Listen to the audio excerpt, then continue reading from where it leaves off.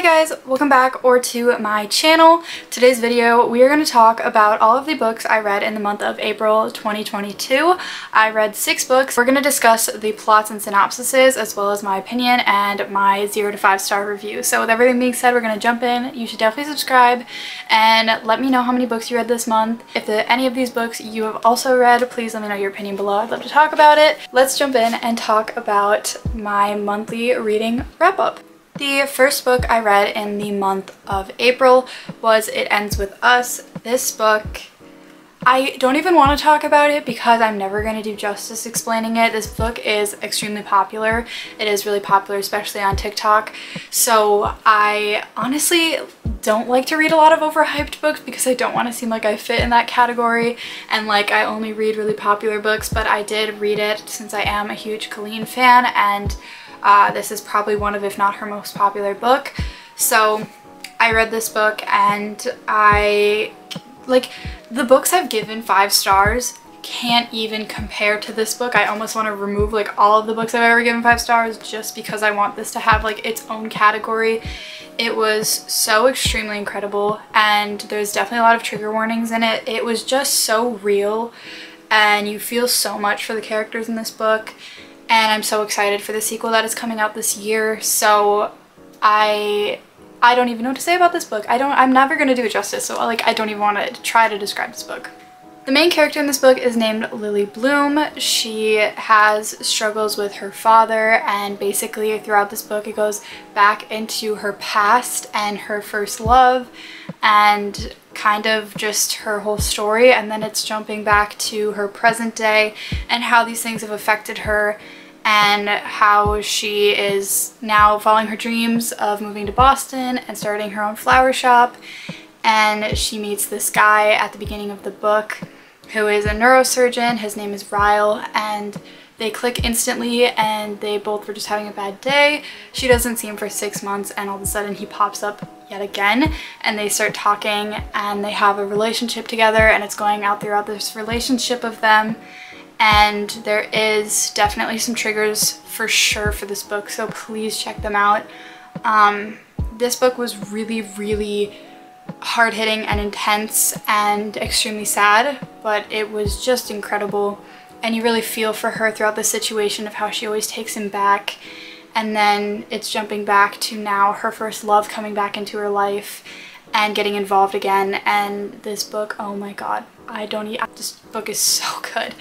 Anyway, I definitely recommend reading it. This book gets 7 stars. Oh my god, I can't even talk about it. It's gonna make me cry. I cried for 2 hours after reading this book in a hotel room, and I had such a sad day after that. I literally have a playlist on my Spotify that you can check out that literally is titled It Ends With Us, and it's just like songs that remind me of the book, and I'm so excited. I heard they're gonna make a movie or show adaptation and I can't wait. Next book is We Were Liars. I read this book down kind of by the beach and in a warm area when I was on vacation because I knew it was definitely a very like nautical type book. This book is based around a girl who family is kind of living in like a beachy kind of island in the summer, and her previous summer she had this accident that she can't recall. She's trying to remember but she can't. She basically gets amnesia from the situation, and the following summer she's going back and she's trying to reconnect with everything and trying to figure out her past, and no matter how many times her mom explains the situation to her, she always just forgets. So her mom has stopped telling her. She doesn't want her to keep reliving the tragedies of what happened to her. I thought romance was in this book a lot. It's definitely a very big subplot, so it's in here, it's just not super involved. This book was very poetic, but I felt not connected to it at all. The chapters were very short, which is nice for some people. It's not my favorite thing, but I don't really mind it. But everyone was so blunt and stern, and like a huge situation would happen, but then the chapters would be so short, it would all of a sudden just kind of cut off in the middle of a fight or when something would be stated, and we'd just move on to the next chapter, and it'd be like days or hours later and you don't really know what ended up happening. So the plot twist in this book definitely was crazy. It was very sad and I enjoyed it, but I wouldn't read it again, and it was very unique, I will say. Her writing style is not personally for me. I really like to get attached to characters, and I just personally didn't feel like that really. All in all, I gave that book 3 out of 5 stars, and I don't know, maybe it was me problem, maybe Other people have this opinion. I had a very Colleen Hoover month, which is great. I got to read a lot of her really popular books, which is great.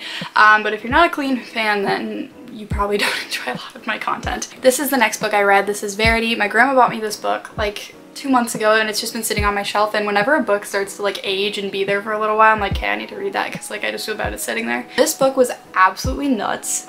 I don't even know how I feel about it. I gave it 4 stars, but it was crazy. So this book surrounds a girl named Lowen. She is basically kind of like an underrated author. She's trying to be an author, but she's just kind of struggling, and she's losing her house, and her mother just passed away, so she's basically trying to get back on her feet. She's looking for any type of work she can, and this very famous author named Verity gets into an accident, so she can't finish her extremely popular novels that she needs to get done. So she has a meeting to basically get confirmed to finish the novels for this woman who lives in this huge house, and she runs into Verity's husband in a situation right at the beginning of the book. The first sentence in this book is nuts, and she doesn't realize it's him, and they both end up, after this crazy situation, in the same meeting a few hours later.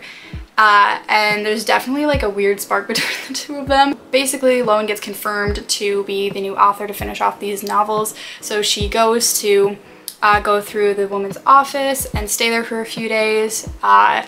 One thing leads to another. She ends up staying there for a few weeks, and a lot of stuff starts to happen. A lot of stuff unravels.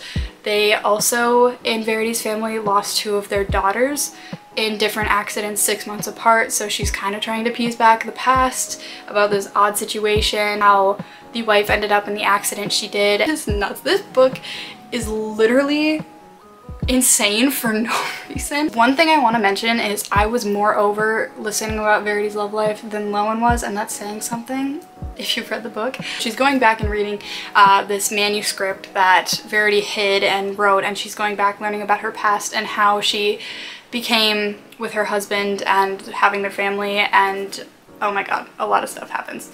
Anyway, 4 out of 5, so entertaining, absolutely insane. Absolutely insane. I don't even know how to talk about that book. I definitely recommend, but there is for sure some sensitive topics, and I don't know why we're not talking about the assault in this book.